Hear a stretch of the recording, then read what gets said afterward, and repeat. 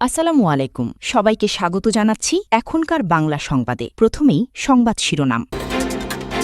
শুরুতেই জানিয়ে দিব, আলী খামেনির শেষ বিদায় ইরানে ঐক্যের ডাক। এরপর জানিয়ে দিব, খামেনির রক্তের বদলা নেওয়ার শপথ ইরানের। তারপর জানিয়ে দিব, শ্রীলঙ্কার সাবেক নৌবাহিনী প্রধান গ্রেফতার।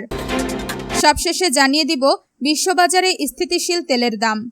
এতক্ষণ শুনছিলেন সংবাদ শিরোনাম, এখন বিস্তারিত। তার আগে আপনি যদি ইরানের পক্ষে থাকেন তাহলে ভিডিওটি লাইক করে চ্যানেলটি সাবস্ক্রাইব করে কমেন্টে লিখুন স্ট্যান্ড উইথ ইরান।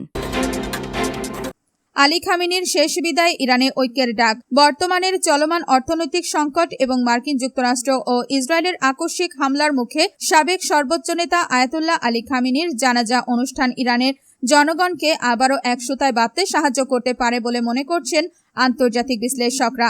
রাজধানী তেহরানের পাশাপাশি দেশের অন্যান্য প্রধান শহরগুলোতেও এই শোকানুষ্ঠানে অংশ নিতে লাখ লাখ মানুষের ঢল নামবে বলে আশা করছে দেশটির প্রশাসন। Centre for middle east strategic স্ট্র্যাটেজির senior research fellow Abbas Aslani এই অনুষ্ঠানকে ইরানের সীমানা ছাড়িয়ে বৈশ্বিক প্রেক্ষাপটে এক বড় বার্তা হিসেবে অভিহিত করেছেন। আল জাজিরাকে দেওয়া এক সাক্ষাৎকারে তিনি বলেন, বিশ্বের দুটি সবচেয়ে শক্তিশালী সামরিক বাহিনীর বিরুদ্ধে ইরানের প্রতিরক্ষার মূল রূপকার ছিলেন যিনি, আজ তাকে এই বিশাল ও অভূতপূর্ব বিদায় জানানো হচ্ছে। খামেনির রক্তের বদলা নেওয়ার শপথ ইরানের সাবেক সর্বোচ্চ নেতা আয়াতুল্লাহ আলী খামেনিকে হত্যার তীব্র ক্ষোভ প্রকাশ করে মার্কিন যুক্তরাষ্ট্র ও ইসরায়েলের বিরুদ্ধে চূড়ান্ত প্রতিশোধ নেওয়ার অঙ্গীকার করেছেন দেশটির সেনাপ্রধান মেজর জেনারেল আমির হাতামি। গত 28 ফেব্রুয়ারি এক আকস্মিক ও বিধ্বংসী বিমান হামলার মাধ্যমে খামেনিকে হত্যা করা হয়, যা মধ্যপ্রাচ্যের ভূ রাজনীতিকে পুরোপুরি বদলে দিয়ে ইরানের বিরুদ্ধে এক রক্তক্ষয়ী যুদ্ধের সূত্রপাত ঘটিয়েছে। এই হত্যাকাণ্ডের পর থেকে দুই পক্ষের মধ্যে উত্তেজনা এখন চরম সীমায় পৌঁছেছে। শ্রীলঙ্কায় সাবেক নৌবাহিনী প্রধান গ্রেফতার।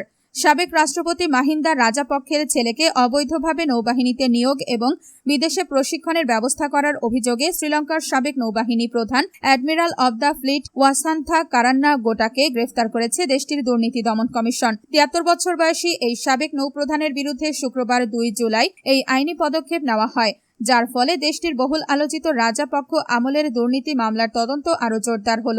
তদন্তকারী কর্মকর্তারা জানান, 2006 সালে প্রয়োজনীয় যোগ্যতা ছাড়াই সাবেক রাষ্ট্রপতির ছেলে যোশিতা রাজাপক্ষকে নৌবাহিনীতে নিয়োগ দেওয়া হয়েছিল এবং অ্যাডমিরাল কারান্না গোটা এই প্রক্রিয়ায় সরাসরি প্রভাব খাটিয়েছিলেন। 2009 সালে শ্রীলঙ্কার দীর্ঘদিনের তামিল বিচ্ছিন্নতাবাদী যুদ্ধ সমাপ্তির সময় কারান্না গোটা দেশটির নৌবাহিনী প্রধান হিসেবে দায়িত্ব পালন করছিলেন। পরবর্তীতে 2019 সালে তাকে অ্যাডমিরাল অব দ্য ফ্লিট পদে উন্নীত করা হয়, তবে বর্তমানে তিনি নৌবাহিনীর কোনো সক্রিয় দায়িত্বে নেই।